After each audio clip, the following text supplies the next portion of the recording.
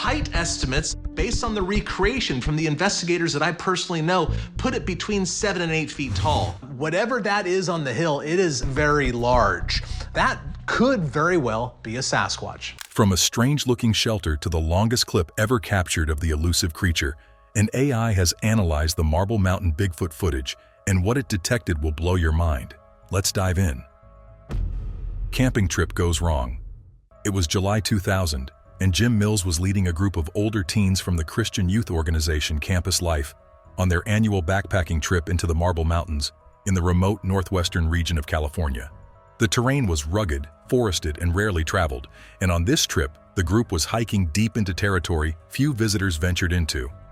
Little did they know that they were about to make history. At some point during their outing, they came across what could only be described as a crude shelter structure made from large branches and logs. But something was strange about the whole site. On the trees surrounding it, there were claw marks. Yet it got even more weird. The shelter itself was very intentionally designed, and it seemed that whatever built, it had to be intelligent enough to even smooth the floor as if to make it more comfy. Then there were the branches and logs used to make the shelter. All apes, including humans, make nests. So maybe this is some sort of structure that Sasquatches might make. Instead of being cut neatly, perhaps by a human being with a tool like a chainsaw, all of them appeared to have been snapped or broken off by tremendous force. As Mills filmed the area around the shelter, including an area that looked like a fire pit, one of the teenagers saw it. To see it clearly, Mills pointed the camera at the far distant ridge, and to their astonishment, a tall, dark figure appeared. The creature was covered in dark fur, with very long arms hanging low at its sides, walking upright on 2 legs. And whatever it was, it seemed unhappy that the group was right near the shelter. Mills continued filming the creature for as long as 7 minutes, as the figure descended the ridge, expressing what looked like signs of irritation, as if it did not want them there. In one frame, the figure's height was estimated relative to a branch of known size and found to be roughly 8 feet tall. As the creature slowly came down the ridge, some of the teenagers with Mills began having crazy ideas. One of them saw it as an opportunity to get some good pay. To him, if they could manage to tranquilize the creature and put it in a cage, then people would pay good money to just see it. After the footage was recorded, the group returned, and the tape remained largely unseen for years. However, on August 1, 2001, the footage was submitted to the Bigfoot Field Researchers Organization, BFRO, under report number 2928 and was categorized as a Class A sighting. This meant that it was a clear sighting under good conditions where misidentification is unlikely. The limbs appear to have been torn directly off of the tree, but it definitely appears to have been organized to some extent by intelligent animals. It looks like we have a string that's dangling there as well as a red cable of some sort. After the footage went viral, people from all over the world began analyzing it, with observers noting several details that struck them as unusual. The arm span appeared far greater proportionally than a human's, with the hands dangling near the knees. Additionally, the gait was smooth and purposeful, not stumbling or uncertain like a bear or human in uneven terrain. And the creature paused, looked toward the camera direction, and then moved steadily off. To them, these were clear indicators that whatever Mills had filmed was indeed a Bigfoot. However, because the camera was quite far from the creature and lighting imperfect, critics argued that it could have been a person with a backpack. But proponents pointed to the shelter and broken branches as evidence of a non-human presence. Regardless, the overall context of the event added a layer of mystery. Mills was a well-known, respected Christian youth leader with no known history of hoaxing or staging such an event. On top of that, the group had arrived, set up camp, found the structure, and filmed the ridge figure, leaving little time, critics say, to have built such a shelter intentionally for a hoax. When the video came to wider attention around 2011, it caused renewed interest in the Marble Mountains area as a Sasquatch habitat. And according to many analysts using modern tools including AI, what makes the footage stand out is the combination of the shelter, the ridgewalker, the video length, and the credibility of the cameraman in his community. Yet this is not the only sighting to have occurred in the Marble Mountains. Jack Dover's encounter. In January of 1887, the local newspaper, the Del Norte Record, published an article describing an encounter with a creature called the Wild Man seen in the remote backcountry between Marble Mountain and Happy Camp. According to that report, Jack Dover, described as one of our most trustworthy citizens, was hunting in the region when he saw something standing roughly 150 yards from the bushes. The creature was described as being about 7 feet tall, with a bulldog-type head, short ears, and long hair. It was also noted to have a beard and was free from hair on such parts of its body as is common among men. Mr. Dover's account added that the creature's voice was shrill or soprano and very human, like that of a woman in great fear. Seeing this wonder of the world, Dover aimed his gun at the creature several times, but because it was so human, he could not bring himself to shoot. He also noted that he could not see clear footprints in the hard soil where the creature had been walking. The article declared that the range of this curiosity was between Marble Mountain and the vicinity of Happy Camp, and added that similar sightings had been made by others in the area. The witnesses were said to agree in description, except for minor differences in height. It was further suggested that the creature was herbivorous and used caves in Marble Mountain for shelter during winters. Several Sasquatch sighting reports of them in trees or jumping down out of trees. Now, they're certainly up there for a reason, and most likely that's food. Human ancestors exploited eggs and nests for food. Why wouldn't a Sasquatch? I mean, Sasquatches are apes. They're made for climbing. In the context of the time, this account stood out because Jack Dover was portrayed as an upstanding, credible citizen, lending extra weight to the report. The story got so well known that it was later included in L.W. Music's 1896 book, The Hermit of Siskiyous, where the account of the Wild Man of Happy Camp region was published for wider readership. Over the years, modern Bigfoot researchers have referenced this historic account as one of the earlier written records of a wild man in the Pacific Northwest wilderness, predating many better-known sightings. For instance, the website dedicated to Bigfoot sightings in the Marble Mountain Wilderness cites the January 1887 Del Norte record article as the earliest known record in that area. While the evidence remains anecdotal and lacks physical proof such as footprints or casts, the Jack Dover case remains significant because of its age, the location in a known Bigfoot sighting region, and the description's divergence from known fauna. But if that wasn't convincing enough, perhaps the next case will. Skeptic turned believer. Rocky Mountain Sasquatch Organization, RMSO, received another evidence report from Virginia. This time, the events of this amazing Bigfoot sighting and encounter happened on the southwest side of Virginia near the Kentucky border. Unlike many other cases, this one came with real evidence. Harley, the witness, managed to record strange vocalizations that echoed through the nights. Even more shocking, he caught the creature on camera one Monday as it watched him from a distance. Harley later found odd tracks about 50 yards from the sawmill where he worked. 2 days after that, he spotted a Bigfoot-like figure watching him from the cliffs behind the sawmill. But how did he find himself here? Harley Owens shared his encounter in a report to RMSO. He explained that he had photos of footprints and audio recordings of what he believed to be Bigfoot. Harley mentioned he was from Tennessee, but the experience happened in Virginia. He wasn't sure if the group covered that area, but he hoped to share his story. Harley's goal was to encourage others to come forward with their encounters, just as he had decided to do. Harley went on to admit that he had initially been skeptical about the existence of Bigfoot, but after he had his first-hand encounter with the creature, nobody could convince him that what he saw that day was anything but a bear. According to the report, Harley was working up there for almost 2 weeks. The location where it happened was his workplace, and it happened on September 23, 2020, around 1:45 p.m. Additionally, the entire encounter lasted over 5 minutes, but to Harley, who was a skeptic at the time, it felt like it lasted forever. I looked around the woods, nothing. I heard it again, and up on the cliff peeking out of the brush from behind a tree, there it was. When I would look, it would hide. Luckily, I got a picture. I don't know how to explain it, but the phone I had then just died. One day, Harley took a break from the sawmill and walked to his service truck to grab a Coca-Cola from the cooler. It had been a busy morning, and he needed to cool off. That week, Harley was working alone. The week before, though, he'd had 2 other guys helping him. As he opened his drink, he suddenly heard a low growling sound. The noise came from the wood line, just a short distance from where he was standing. Harley looked toward the woods, scanning the area, but he couldn't see anything. The strange sound left him uneasy. It was not long before he heard it again, and up on the cliff, peeking out of the brush from behind a tree, there it was. The creature kept avoiding him. Every time Harley tried to look, it would hide itself in the woods. He managed to snap a picture, but something strange happened. His phone suddenly died. To this day, that phone doesn't work properly. At first, Harley thought it was a bear because of its color, but the way it moved and behaved was nothing like a bear. This detail stood out to him and left him questioning what he had really seen.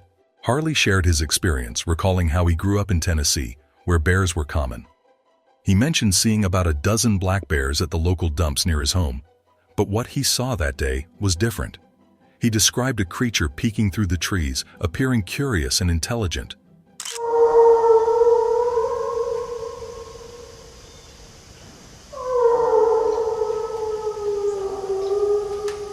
It didn't act like any wildlife he'd encountered before. Harley was certain that this was nothing like the bears he had known growing up, but the signs of the presence of the creature did not stop there. About an hour after dark, Harley heard a strange vocalization that evening. It was probably around 9:30 p.m. As the strange voices and sounds went on consistently, Harley decided to record them. According to Harley, the creature he saw was about 100 yards away, and it gave off the smell of rotting eggs. This was very strange for Harley, since he knew that bears did not give off such a characteristic scent. In the report, Harley admitted to remembering the smell and everything that day and claimed that it had haunted him to the day he was making the report. It was as if all Harley needed was closure. To be told by someone else that what he saw was real, and it was exactly what he thought it was. For this reason, Harley went on ahead to tell RMSO that he had dedicated his life to try and put effort into the Bigfoot phenomenon, and hoped to help others open their minds to share their own encounters. He then sent them a recording of the strange vocalizations from his phone, which he had placed on the compressor of his truck while recording that night. He hoped that the research group would help him make sense of the voices he was hearing. After closely examining the multiple evidence sent to them by Harley, the RMSO responded to him. In the vocalizations recording, the RMSO crew said that they could hear creaking or machinery during parts of the audio, which made them question Harley and what was causing it. Harley explained what happened when he heard the strange vocalizations. He was sitting in his truck, logging everything people had bought and picked up from the week's auction. He also wanted to ensure no one came around after dark before heading to his hotel. He said it wasn't anything unusual for him to be alone in the sawmill late at night. It was just the wind blowing against the side of the old sawmill building. Yet that's not all. Following his encounter with the creature and the strange voices at night, Harley went out to dinner at the local food point and talked to some old-timers he found there. He mentioned what he had been experiencing and told them what was going on. At first, they were quiet for a minute since they noticed that he was not a local and they did not like speaking to strangers. But then, they referred to them as devil monkeys. In the report, Harley recalls that the owner of the sawmill told him a week prior that the woods had bears, snakes, and coyotes, but there were far worse things than that in these mountains. Hearing the locals tell him about the devil monkeys, Harley was shocked and told them that it sounded sinister and dark in nature. It has been noted that Sasquatches make something that we now call wood knocks, and quite possibly, they are communicating with one another. But Harley was so curious to let the name make him end his chase. As if to test the credibility of his story, RMSO asked Harley if anyone else at that worksite or location had had any experiences or sightings that he knew of. In response, Harley said that he knew of nobody else besides him who had had such an encounter. He, however, added that this encounter was permanently recorded in his head. He then went ahead to give the RMSO a 3D map of the location. As if to get a clear picture of what Harley had seen, the RMSO, knowing that Harley had gone to get his drink and it was daytime, asked him if he was ever able to estimate the height and width of the creature. In response, Harley continued, "Yes, it was outside of the sawmill. We sold logging equipment, loaders, saws, all the things inside the mill, and lumber. I'm 6'6", and it was easily bigger than me. I'm about 160 pounds, and it could have snapped me like quickly. I stayed to take stuff out for people to get it loaded on their trailers. That gate was the only way in and out of the place that I'm aware of. I lock up the gate after the auction days and unlock it at sunrise the next day." When asked how far the tracks were from the sawmill that he photographed and filmed, what he thought when he found the tracks 2 days before seeing the creature and hearing the vocalizations, and what he thought made them, Harley said, The tracks were about 50 to 100 yards from the sawmill. You can see towards the end of the video where the sawmill is. My initial thought was that it was odd. Who would be walking around barefoot? The research community have noted for decades that there seems to be a connection between coyotes and Sasquatches. A lot of people were saying maybe the coyotes are following the Sasquatches around and waiting for scraps after the Sasquatch kills a deer or something like that. I think it's the opposite. Then I put my foot beside the track, and it dwarfed mine. I wear a size 12, and I was just wondering about that. I had always heard the stories about Bigfoot and the tracks, and that opened my mind to the reality of them being real. Having that first-hand encounter has made me a firm believer. Harley explained how eerie the encounter was, admitting he never would have noticed it if not for the growl. The sound caught his attention, and when he looked, he saw it moving through the brush. He described hearing it growl once, spotting the creature, and then hearing it growl again. What made the moment even more chilling was how clear the movements were. Harley managed to snap a picture of the creature, which he said turned out pretty good. Reflecting on the experience, even the RMSO admitted it was creepy that Harley heard the growl and saw it moving above him. That's when he saw it leaning out and went back behind the brush. Then it turned around and walked back the way it came and walked up the ridge. To Harley, the creature was bipedal, no doubt, and it was walking hunched over. These were the very characteristics of Bigfoot that the RMSO knew, and if it was not Bigfoot that Harley saw that day, then it was definitely a Sasquatch-like creature. Harley had managed to snap a picture of the suspected Sasquatch before it disappeared into the cover and climbed over the ridge. In the photo, Harley had used his phone's zoom, estimating the creature was over 100 yards away. When the RMSO crew examined the image, they decided to zoom in 200% and run it through several filters. They hoped to bring out more features and details. The team wanted to see if they could uncover anything unusual or revealing in the photo. According to the RMSO, a lot of animals are black because it's a great color for camouflage. This is because black absorbs light and helps the animal to melt into the background, making human eyes and minds think it's just the shadows of the environment. Upon zooming in 350% and running the image through the same filters as before, the RMSO crew noticed something. There was a shimmer surrounding the Bigfoot-shaped creature in the image, which may have been caused by light shining through the creature's outer layer of fur. There have been cases of Sasquatches going after humans as a food source. One example was written about by Teddy Roosevelt in his book, The Wilderness Hunter. When they took a look at the right side of the head region, they saw what appeared to be the profile of the front of its face and nose. To the RMSO, this was an amazing photo, captured several hours before some eerie, unexplained Sasquatch-like vocalizations were heard just after dark. Yet the evidence keeps popping up. A hiker's footage. The parallel forest in Lawton, Oklahoma, has always carried a strange reputation. Rows of perfectly planted cedar trees stretch in every direction, giving the place a feeling that feels more unnatural than wild. Locals have often said something isn't right about the forest, like it twists the paths and makes people forget their way. Now, something had happened there that stirred up the internet, and nobody could look away. A hiker had been out for the day, just taking in the scenery, when he spotted something in the distance that stopped him cold. He hadn't been searching for anything, just walking and enjoying the stillness, but that calm didn't last long. His hands shook as he pulled out his phone, and what he caught on camera in just 9 seconds quickly went viral.